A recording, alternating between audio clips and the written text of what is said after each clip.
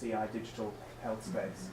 But for now, we've got Tim Menzies, who is a professor at NC State, North Carolina, very well known in the software engineering world, doing some, I think, real interesting work in the kind of intersection of AI and software engineering. I've known him for years, back at the time when we were both at NASA. He was at NASA IT Center in West Virginia, as a software engineering research chair there, and I was over at NASA Ames, California. He may even have funded me at some point. But certainly I remember going to some hotel in the middle of West Virginia to have a research day with NASA folk on software engineering. So I've known him for years. He's a extremely kind of energetic, great speaker. So I'm really looking forward to this talk, and hopefully you'll get a chance to ask lots of questions at the end. But for now, over to Tim. Hey, thanks, John. Really nice introduction. Can I check that room H7784 can hear me? Can you wave at me if you? Oh, Butte. Okay. And the tech people set up a microphone here. We okay on sound? Okay, Butte. Okay. So hey, thanks for bringing me here, John. Great to be with you. I want to talk about simpler software analytics. There was an abstract sent around for this talk, and I was trying to do it on the weekend, and jet lag destroyed me. I couldn't get it done. So if there's stuff in the abstract that was sent round that I don't get to here, just say so, and we'll get to that. But I want to talk about simpler software analytics. This talk is available if you want to read it as we go, or whatever. Tiny.cc, Tim17VIC. So that's tiny.cc, TIM17VIC. And so I do a lot of stuff about simplifying things. How many of you have got something working and then you start throwing things away till it stops working? How many of you just, one person, notice one person did and 30 of you didn't. Computer science is addicted to increasing complexity. Thoreau told us we have to simplify our things, and even Thoreau's edict can be simplified. I don't know why the second simplify. But a lot of my career has been the needlessly pruning away of complex ideas that are just ridiculous to find the gems underneath. And what I want to tell you today is that most software engineering problems are inherently, mathematically, fundamentally low-dimensional, which enables a different kind of simpler software analytics. Now, before I make the case for simplicity, let's just deal with the obvious counter-argument. Not everything is simple. For example, once I was doing an application where we're trying to optimize the airflow over the leading tip of a plane going through the sound barrier, and at that point we really went down to the 17th decimal place. We really did. But most software engineering is not like that. I want to tell you that most software engineering is inherently low-dimensional. Okay, now if you want to know more about me, my website is menzies.us. My preprints at archive.org are tiny.cc/Menzies. I have a large number of grad students, not as large as Jeff Webb, I think, but I have a lot of grad students. I have a lot of industry stuff, long-term, large projects, a lot of stuff with Grammatech and IBM. National Archives, I did about $2 million worth of work with them in America. A lot of stuff with NASA, where I really was Software Engineering Research Chair, which is kind of a weird title to get. You arrive in America in 1998, not 2002, you're the Software Engineering Research Chair at NASA, and there's the story right there. And I also got the standard funding from NSF. I just went back to my last 5 years, and my 60 papers in the last 5 years, and just said, what have I been doing recently? And I allowed myself 4 tags per paper. And this is the pattern I got. A lot of recent stuff on multi-objective optimization, defect prediction, search-based software engineering, a lot of really cool stuff on hyperparameter optimization. That's getting really easy now. Transfer learning product lines, structured literature reviews, not really recent work, but let's say you've got 10,000 papers to read and you want to find the 40 that are relevant. We know how to do it. It's really cool. And it's going to be things it's going to do things that are obvious. We're going to do incremental modification of support vector machine, but other cool things along the way. Nutrition, this is a really nice application of the generality of data mining. Some nutrition people I knew were scanning the barcodes of all the products on the shelf at these supermarkets, and it was taking them a long time to do their studies. And we did some feature selection and instance selection, and we could drop down their data points from 300 to 30 and the number of sampled sites to go from 200 to 20. And so we did amazing stuff in speeding up the science in their field. Aviation, the NASA people gave me models of pilots flying planes, and we talked about different policies for how to watch the instruments in stressful situations. That was really cool. And we've done some really interesting recent stuff on crowdsourcing, artificial intelligence, using Mechanical Turk as a source of knowledge for that. So it's really exciting stuff. So that's my recent stuff. What I'm most famous for is something called the Promise Project. And as part of NASA, I could access a lot of data, and for some reason it let me put it online. And that collection started collecting data from other researchers. And over time it grew and grew and grew and grew and grew. And it grew so big that now it's housed at the Large Hadron Collider. And if you've got software engineering data, may I recommend tiny.cc Seacraft. And at this site you can put up 50 gigabyte files, you can register, GitHub repos, and every time you do a new release, GitHub Zenodo will run across and zip the files and bring it back. And you can get digital object identifiers stamped on your products. So you can do exact, precise referencing of things. So if you're doing empirical software engineering and you want to put up your code for reproduction packages, stop putting it on your own websites that disappear after 3 years on average, and start using facilities like Zenodo, or if it's software engineering, Seacraft. What was learnt with all that Promise stuff? Well, we have hundreds of data sets supporting thousands of papers, things like defect prediction and effort estimation, model-based software engineering, requirements modeling, performance prediction from early life cycle concepts of software, working out how long things are going to take to run. We have the largest collection of spreadsheets in the world. One of our grad students spent 10,000 hours of Amazon Web Services just grabbing every .xls file they could find. It's one of the largest collections of spreadsheets in the world. What was achieved with all that?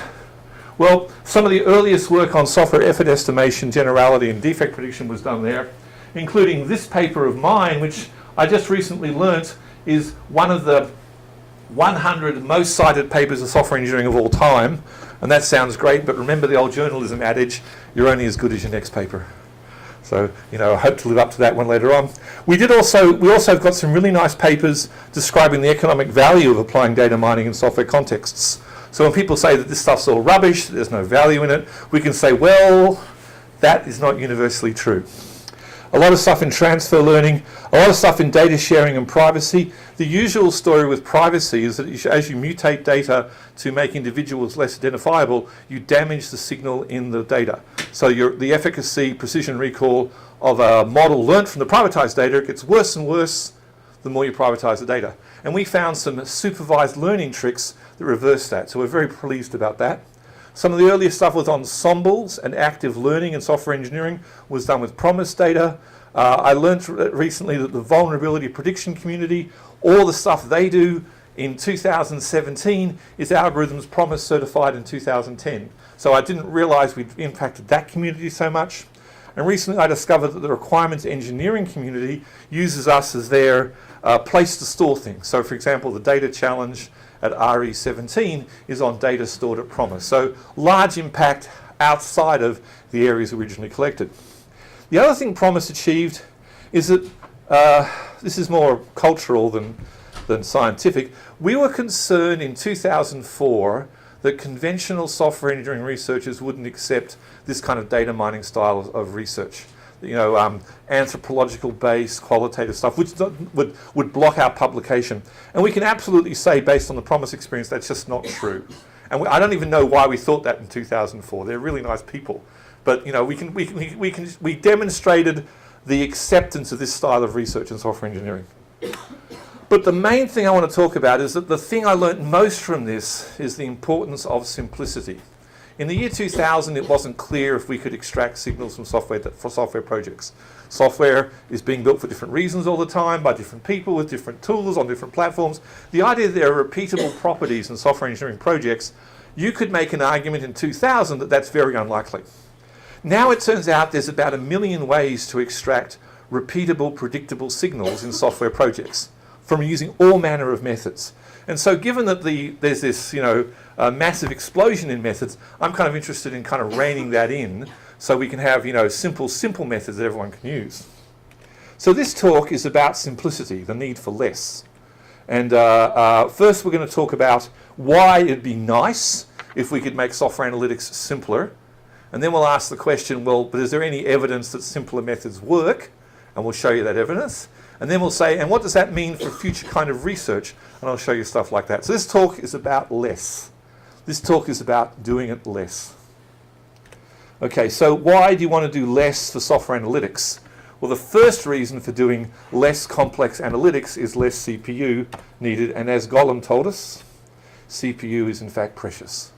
If you reduce CPU, you have many advantages. If you look at the surveys of people doing industrial data science, they report what you don't want to hear. Oh, I better define analytics, hadn't I?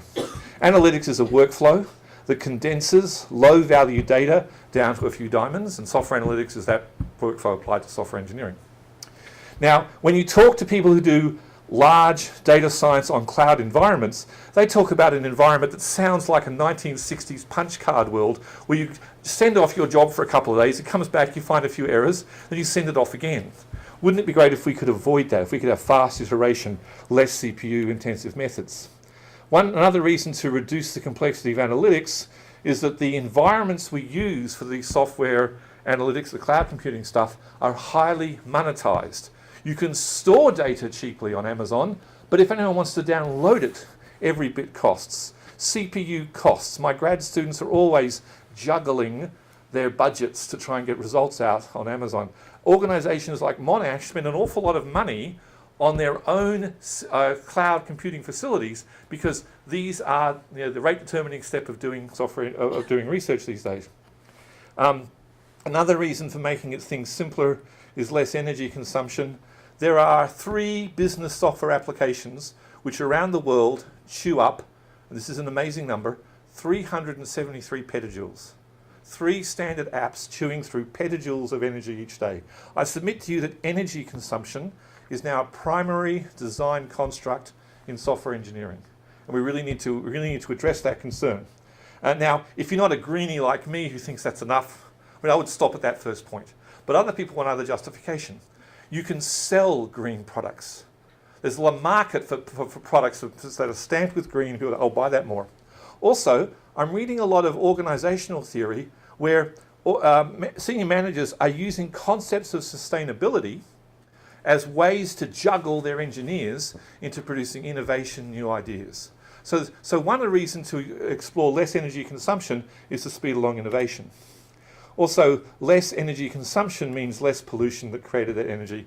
It's a pretty bad day when on your desk arrives 2 reports saying the same thing. Greenpeace reporting us that cloud computing runs on dirty coal, and then on the same day the coal community's annual report shows up on my desk, and the coal people are saying, isn't it great that the cloud computing stuff runs on coal? And you're going, oh dear.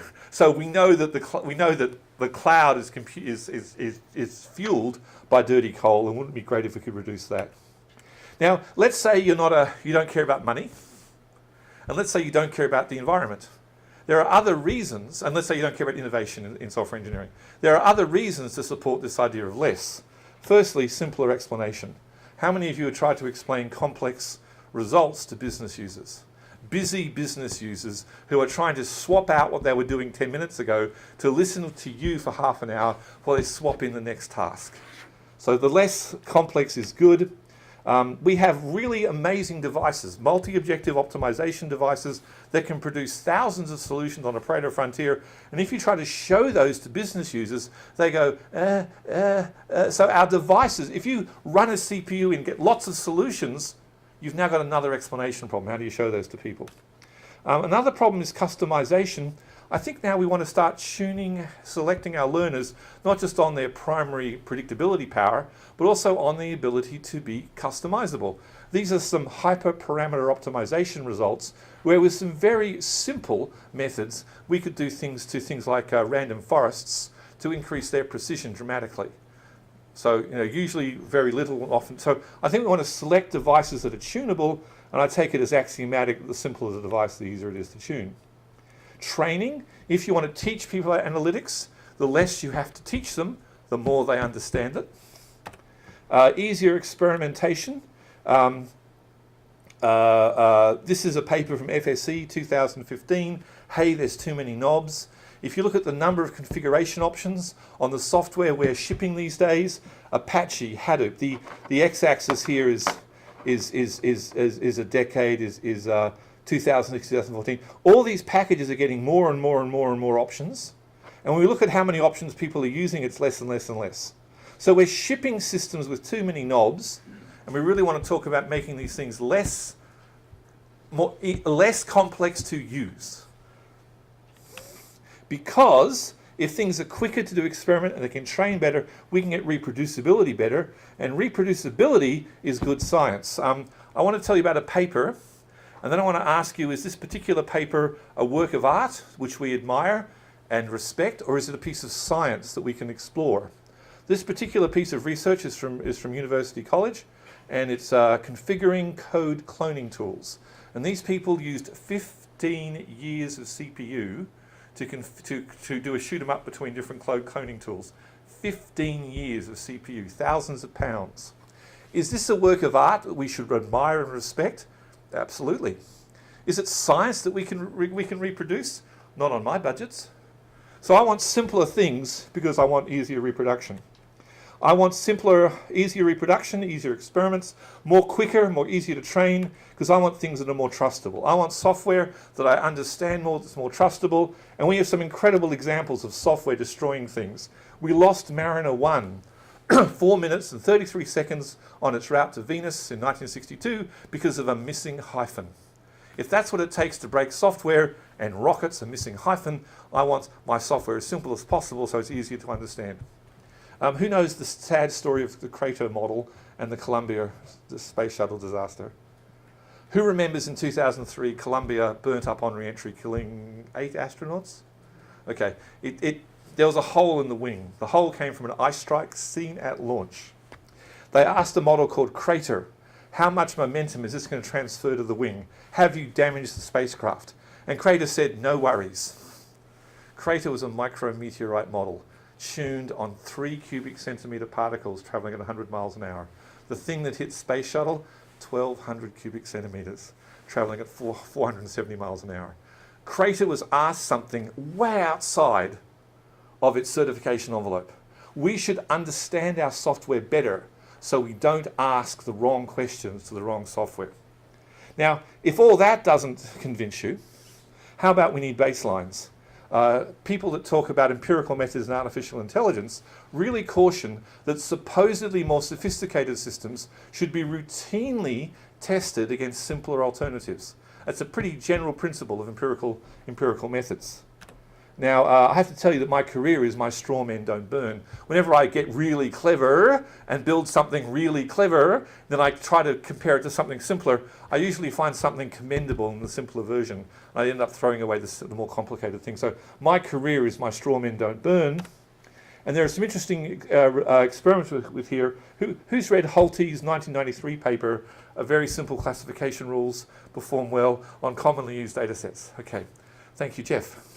So Holte compared a decision tree learner that can build decision trees of arbitrary depth, each branch being conjunctions of size 1 or more, versus a cut-down stupid decision tree learner, and it was called 1R because it could only recurse once. It could only produce decision branches of size 1. So 1R is a stupid decision tree learner. And for all these different data sets, for most of the time, 1R performed nearly as well as C4.5. Now, sometimes it performed, sorry, C4, not C4.5. Sometimes there were occasions when there was definite advantage in C4, but usually it didn't. Now, Holte went on to do some fascinating stuff with 1R, and he said, with 1R, I'm not arguing we should throw away more complicated learners. What I am saying is we can use it as a scout that runs ahead of more complicated methods, and Holte developed methods for 1R to make a loosey-goosey prediction for how good C4 would run if it was run on the same data. And so 1R could be used as a device for saying, hey, I'm running over the data, you don't need to do anything else, you can stop right here. So baselines are a really good idea, and we'll get back to 1R later on in this talk. So before I go on to asking, so that's saying, wouldn't it be great if the world was really simple? You know, the question is, does it actually work? So that's the next part of the talk. Any comments before I go on? Anyone want to say that, you know, the world should be inherently complicated? Anyone? Sir? Okay. Straw man here. Yeah, power is expensive, but programmers are far more expensive than hardware. Power is expensive, program is more expensive than hardware. Certainly not, this is not a consideration at Microsoft. Sorry this isn't a more expensive cell phone. Okay, but if it was, excuse me. Okay, one cell phone. What happens when it powers down? It's a nice hunk of plastic. Okay? It turns out for the mobile world, power is absolutely a primary modelling construct.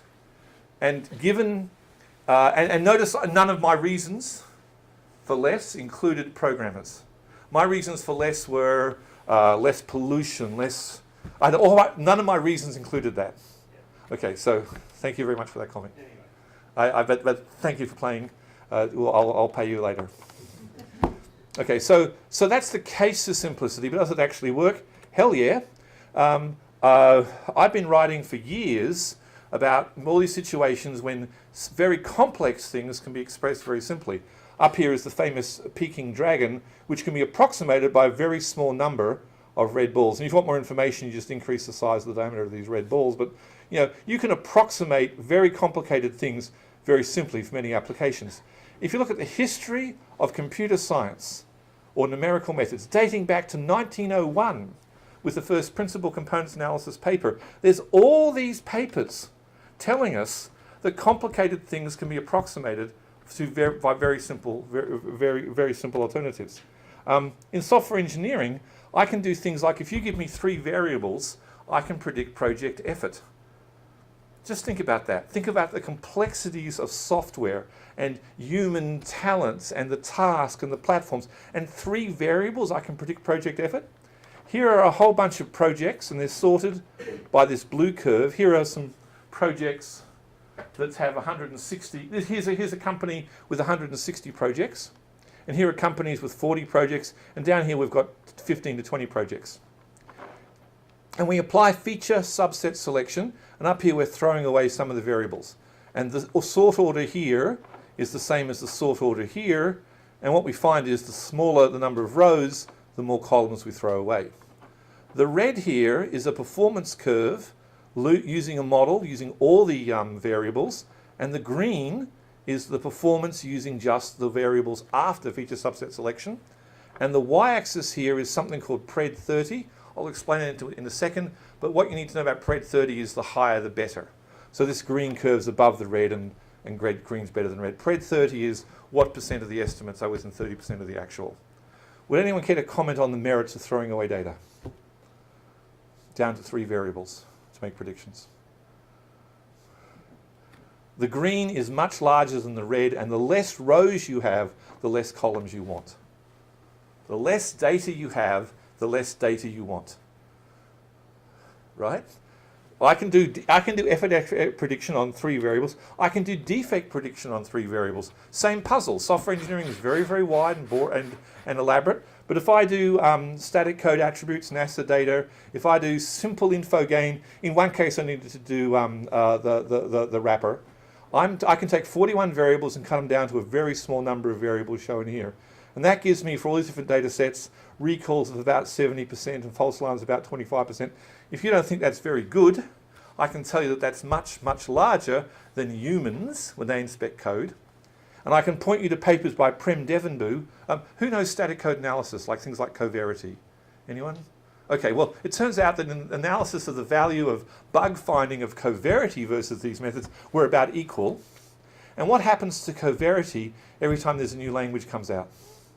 You have to wait for coverity to be updated. And you have to buy a coverity license, whereas my methods give me 10 minutes in grep and I can do the feature extraction from a new language. So there's all this stuff about 3 variables matter. I could go on and on and on. This is results from Norman Fenton, and he's now talking to large groups of people. Hello everyone, what do you think leads to low quality software? Do you think that the amount of testing effort or project planning or process maturity selects for whether your project's going to be low or high quality? What I'm showing you here is the log of the odds ratio, and all you need to know about this fraction is if some attribute range approaches 0 with this fraction, it's just as common in high quality and low quality.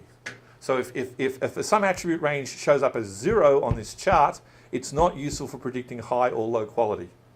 What do you notice about most of the attributes here? Come on, folks. They're mostly 0. There's a small number up here, like the complexity of new functionality or how much new lines of code you're writing, that really matter, and the rest just don't matter a damn. So all these results saying data is low dimensional, small number of variables matter. Okay, can I explain this? How is it possible that software engineering is so simple? Well, there's a linguistic argument for why it's so simple, and it comes down to this. Who knows Zipf's law in natural language? This law, okay? So here you can see Zipf's law for 50 different human languages. And Zipf's law says that if you rank the frequency of words, the nth plus one thing occurs at half the frequency of the nth thing. That's if you're a Zipf's law. And what this is saying is that there's a whole bunch of words here used a heck of a lot, and on this logarithmic scale, there's a whole bunch of words out here used not very much at all. And that's human language.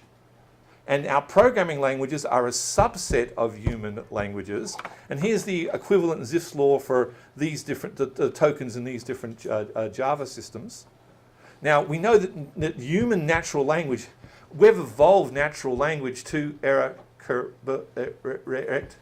So I could blur my words, drop out half the words in a sentence, and we use natural language because it's naturally error correcting. Perhaps we use programming languages because they have they inherit the same predictability properties of natural language.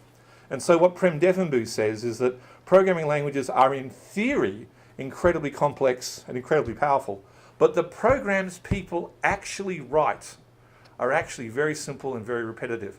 Prem's got a study where he ran through GitHub, and he said, look at these lines of code. As these lines of code occurred before, and most lines of code in GitHub have occurred before. And I don't just mean single lines of code, I mean it's a reasonable measure. Most of our stuff is very repetitive in software engineering, which means we can build simple predictors. Okay, so another way to explain the idea of less is we go to mathematics. There's a lot of spectral learning stuff that says the reason high dimensional stuff works at all is it can be approximated in low dimensional spectral. And those of you who know your principal components analysis know what happens next. Like if I ask you, is X or Y best for explaining this cloud of data? And you'll say, that's a trick question, Tim. Because if we do PCA, we can find this big fat arrow here that runs along the variation line of the data. So in fact, I would say neither X nor Y is the best way to explain this data, but there's an inferred dimension here that actually matters. And the rest is fluff. We know that when we do instance selection and data mining, we know that many rows are similar to many other rows. If we do model construction in data mining, I take it we build a model because there's repeated effects about something. This part of the model should be supported. It shouldn't be just this part of the model supported by one time. There's a repeated reason for believing this part of the model. Now, in terms of a table of data, that means many rows are similar, which means many rows can be replaced by a smaller number of exemplars. Similarly with columns, we know from feature subset selection that most columns are noisy, not connected to the dependent variable, and can be pruned back. And I'm going to show you something else. This is usually called the curse of dimensionality. I offer it to you as the blessing of dimensionality. If you try to build models for very large dimensional spaces, the space of data where you can find relevant information just disappears. So let's explore that. Who remembers the volume of a circle, pi r squared? Volume of a cube is 4/3 pi r squared. Volume of an nth dimensional sphere is you go back 2 dimensions, v to n minus 2, and multiply that by 2 pi r divided by the number of dimensions n. You got that? V to the n minus 2 times 2 pi r squared divided by n. Now please consider the unit sphere, r equals 1. So now it's v to the n minus 2 times 2 pi divided by n. What happens as n increases above 7? How big is 2 times pi? Come on, people. 6.28. What happens if I'm building a model with 7 dimensions? How big is the space of the unit sphere compared to a model with 6 dimensions? it's smaller. The volume of the unit sphere disappears. After about 20 variables, the actual volume of a 20-dimensional sphere is about 0. Which means if you're building a model from repeated similar examples, the space to find those repeated similar examples is basically 0. So models are either low dimensional and we can model them and reproduce them, or they're high dimensional and we have very little examples of them, and we just have to make it up as we go along, because there'll be not enough examples to build models from. I've applied one of these dimensionality measures to software engineering data. These are dozens of different open source Java systems. Well, I use the intrinsic dimensionality measure to work out the dimensionality of a space. Please consider the A and the B down the bottom. The difference between A and B is that the balls in A do not make use of 2 dimensions. They're spread out across 1 dimension. Whereas in B, the balls make full use of the 2-dimensional space called that sphere, called that square. Now, I direct your attention to A and ask what happens as you increase the radius. How many more balls will you find as you explore the A space? And I submit that the number of balls you'll find will be linear on your radius in the A space. But if you go to the B space and increase the radius, the number of balls that you find will increase as a polynomial, because those balls use the whole space. So that's intrinsic dimensionality measure. Notice the mean dimensionality of static code attributes in software engineering open source projects. Less than 1.2. So I think I'm on pretty solid ground when I say that most software engineering data sets are actually low dimensional. Okay, so and I can go on and on and on about this clustering, active learning, Here's examples where we used around about 10% of the data in an incremental active learning method, and it just goes on and on and on. But let's go from the past and try to jump now to state-of-the-art new results. So for this state-of-the-art new result, we're going to talk about a search-based software engineering application, and we're going to be reasoning about software models. And we're going to offer you 3 software models. The first model is a thing called XMO, which is a combination of various University of Southern California COCOMO models. It predicts for software effort, defects, risks, and months. This is a multi-objective optimization problem, and your task is to minimize effort and defects and risk and months. Another model is something called POM, and POM is something we reverse engineered from some stuff Barry Beam was writing about. And what Barry Beam was writing about was about agile systems. And POM, you know how in Agile there's a Scrum meeting and there's a Scrum backlog. And what people do is say, what's the next thing I should pull from the Scrum backlog to do for the next sprint? I'll just pause there. Who knows anything of what I'm talking about there? Who knows anything about Agile? Okay, all right, for you folks, okay. Now, what happens if you pick something and then later on its priority or cost changes? Right? This is the Agile world. The world changes. You can do the wrong thing. If you're one Agile team, it means that suddenly you have to reorganize or not deliver, which means another team is waiting around twiddling their thumbs. So one problem in Agile in teams is you have people waiting for other teams. Another thing is the total cost of what you have to deliver. Now, Barry Beam has these dimensions for describing the culture of different projects. I'm sorry the screen's popped up down here. But on this, here's the culture dimension. At a culture way out here, no one's agile. They want the requirements to be fixed all the way through. And at a culture of 100, everyone's completely happy to change everything all the time. And these are other dimensions. These are different ways of organizing your corporate culture. And we organize in different ways, and we work out how to complete the most work with least idle, least cost to complete. Another kind of model we're going to work with is product lines. Kang's 1990 paper on product on feature models has 2,400 citations. A lot of people are using it as a lightweight notation to express option space in the Agile world. And you can see it's an and/or graph here. And the products you pull, you just run down the tree and make choices. And if that's all there was, this would be linear time to pull out your products. But you notice the cross-tree constraints? These cross-tree constraints mean you've suddenly gone to an NP-hard problem because a decision made in one branch doesn't work in another.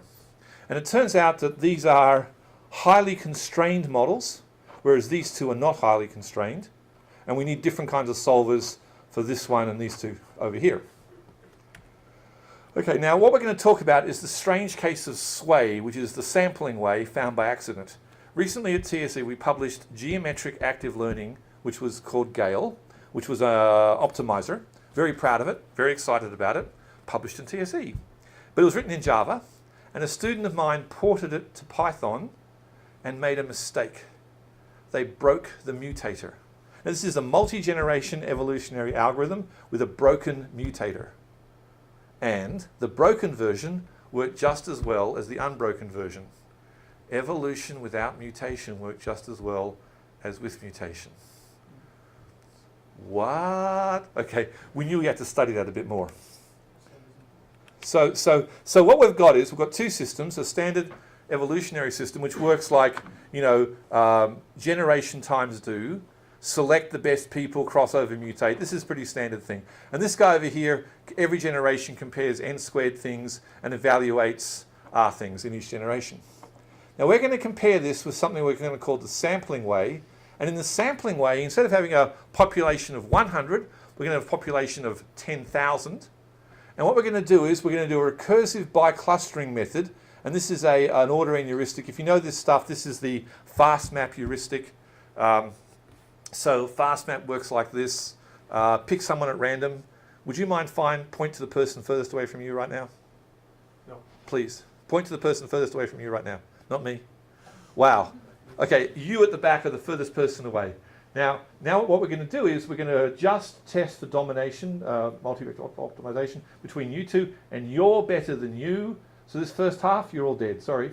We've now wiped out half the population. Now for the remaining ones, if we pick one person at random and they pick another one over there, we do domination that way, and then we chop out half the space. So this is a log n evaluations to do recursive biclustering of the space. No second generation. Okay, so in standard methods, we're going to have population size of 100, and we're going to evaluate everybody. And in sway, we're going to have population sizes of 10,000, and we're going to evaluate root n, and there'll be no second generation. Okay, and the question is the real power of evolution sampling lots of options?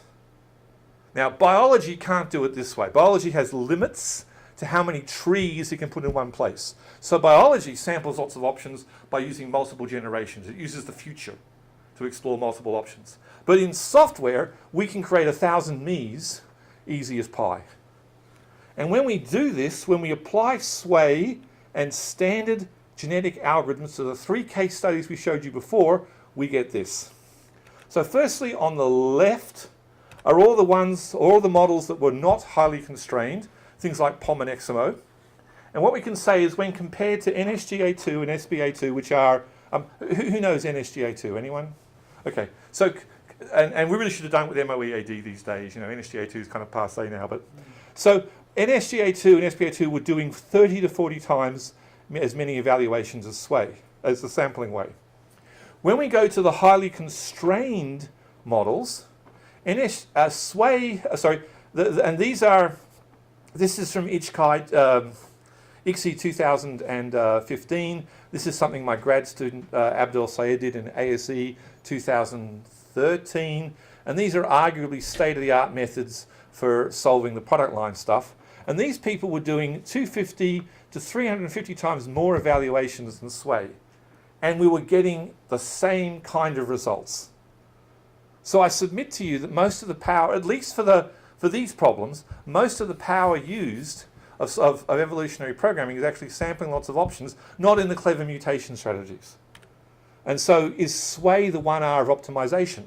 Just as Holty proposed that 1R should run ahead as a scout to work out whether it's worth doing more complicated things, I'm not saying we should throw away other optimizers or anything else. But we could use sway as a scout to run ahead. Now, what we can't do right now is do what Holty did with 1R. We can't use sway as a predictor for the performance of NSGA2 yet. And there's technical reasons for that, happy to talk about with you. But imagine that. Imagine we could use a simpler method as a precursor? What about if always, before we do the complex thing, we do the simpler thing first? Okay, now why was sway never found before? Because no one else chases simplicity. How many papers have you read on genetic algorithms? You know, and how many of them actually said, and is this a good idea? You know, there are all these, how many truisms are in our field that we just accept without really questioning? Well, maybe it's time to question. We've got the data sets. Maybe it's time for a new generation of simpler methods for doing things. Okay, so anyone doing work with deep learning? Really? Okay, I'll skip that one. Let's just say that deep learning took 14 hours and we did it in 10 minutes. So that's enough there. And then if you're interested in privacy, I can talk about this, but I think we're running out of time now. So, how many complex software engineering problems aren't? How much of the complexity we're addicted to is actually we're just junkies trying to impress reviewers with more and more complex devices? My dangerous idea is that simple approximations exist for seemingly complex problems. Researchers, I fear, jump to the complex before exploring the simpler, and I really recommend testing supposedly more sophisticated methods against simpler alternatives, the straw man thing. And my whole career is straw men don't burn. Now, of course, Alfred North Whitehead said, seek simplicity and distrust it. So what's wrong with my conclusions? So, hey, it's just a question of finding a few dimensions. Well, I'm pretty sure that software engineering is low dimensional, but I'm not sure I can always find those low dimensions. Sometimes it's the raw dimensions that matter. Sometimes it's something from spectral learning or PCA. So there still is a whole question mark of the best way to find these underlying raw dimensions. The other one that has to be said is, if you live your life jumping from small low-dimensional space, you have to be very critical of your prior conclusions. Right now, I'm ignoring the speed of the wall behind me, because that's not a dimension that matters in this world. The speed of this wall does not matter. If I walked out into the street, suddenly the speed of the stuff behind me would matter a hell of a lot. So I really think that the side effect of adopting this low dimensionality approximation is that you become far more critical about your own ideas. You're always doing incremental validation, which, by the way, is no bad thing. We wouldn't have lost the astronauts with the crater experiment if we knew when crater could have gone out of scope. So I submit that our data is low dimensional in software engineering. We can do simpler things. We will have to keep testing our stuff, have incremental validation methods, because eternal vigilance is the price of simpler solutions. That's the end of my tale. Any questions or comments?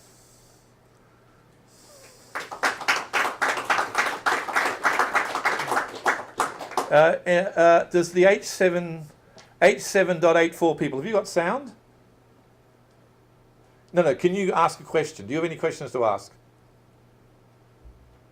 No? All right, thank you. All right, just checking. And then here, any questions, sir? So yeah, I was curious about the feature you are using when you are analyzing your code. You say just do a grab and I've got the same result as. The features analyzing my code. We grab whatever we can. Static code attributes. We've done things with predicting how long a GitHub issue report will take, and pretty simple heuristics about pretty simple features extracted about the community around it works. With effort estimation, we often work with what's called the COCOMO set, which are attributes describing software process, product, platform, and it's a pretty 24 set. But the results I'm showing you are across a broad range of domains with very different attributes. It's not like always the same ones show up. And if you just let me, sorry for the flashback. So in the attribute numbers that were selected are shown up here, and what you see is very different attributes appear for different data sets. So it's not like one thing's always the same. But what I can tell you is that many, oh heck, well, I've lost it. Mathematically, sorry. Many other researchers in many other domains have reported that the small number of variables matter and the rest can go to hell. Yeah. If I remember rightly, this is the case with defect prediction, that most of the time, that from my understanding, that basically lines of code gets you most of the prediction. No, that's not true. One of the reasons that this study was interesting is that we had ways to try. Yeah. Okay, and I can absolutely tell you that lines of code is a small subset of these variables, and never when we went back to one variable do we get best results. So it's not so. The standard line is that effort estimation, lines of code's enough, or defect prediction, and that's just not true. We can certainly do much better as you start. But what is true is you don't need hundreds of more variables, just a couple more. Ma'am. I was interested in also when you were going to talk about privacy, if there's a little bit Privacy? Yeah. Sure. So, sorry for the. I guess that's a problem with this interface, right? Okay. So supposing I've got a data set and I've scored the columns and I've scored the rows. So can you see a very faint color across the top? That's how good they are for predicting for the dependent variable on that side. And the green rows are the ones that are most central. I did reverse nearest neighbor and ask who's got the highest reverse nearest neighbor score. If I've got, why don't I just keep the rows that are most central? And why don't I just get rid of the bad columns? There I am down there, right? Now, my grad student Vasil explored this space down here and found for effort estimation and defect prediction, this small corner did just as well as the rest of the data. If we share this and not the white stuff is now 100% private. And my other grad student, Fiona Peters, she did mutation operators down here. A property of this corner space is the instances are now much further away, geometrically. So she said, what's the distance of here to the nearest unlike neighbor? And she mutated people up to but not across the hyperspace boundary. And so by all the privacy measures we can access, this method gives data 99% privacy, and predictors learnt from this space are as good or better than using all the data. Why better?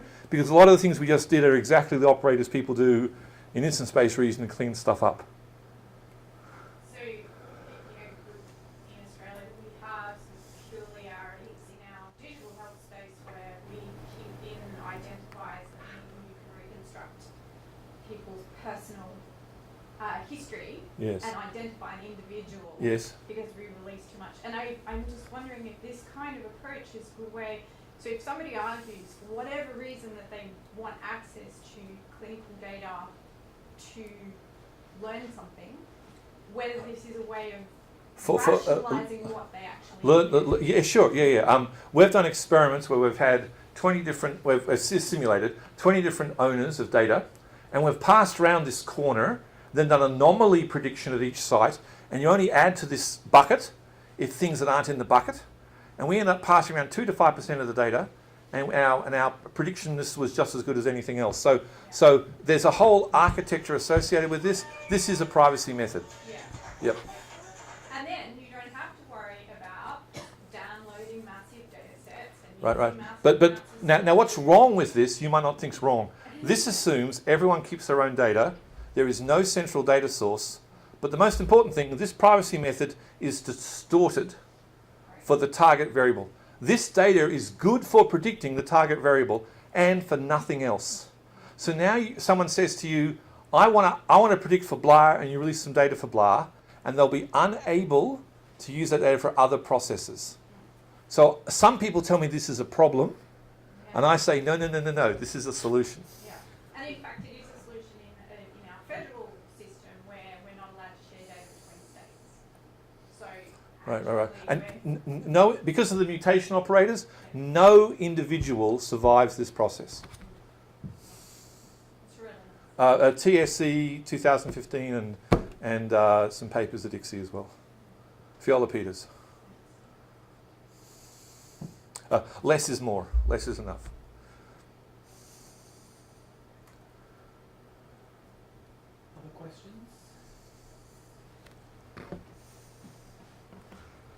think we'll stop there, and then if you've got further questions, you can kind of come and accost Tim at the end. But let's thank Tim one more time.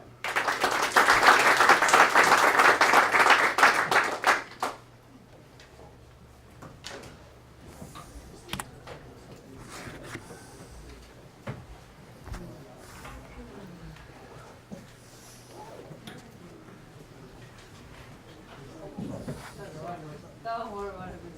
That's perfect fine. It's very hot here today. So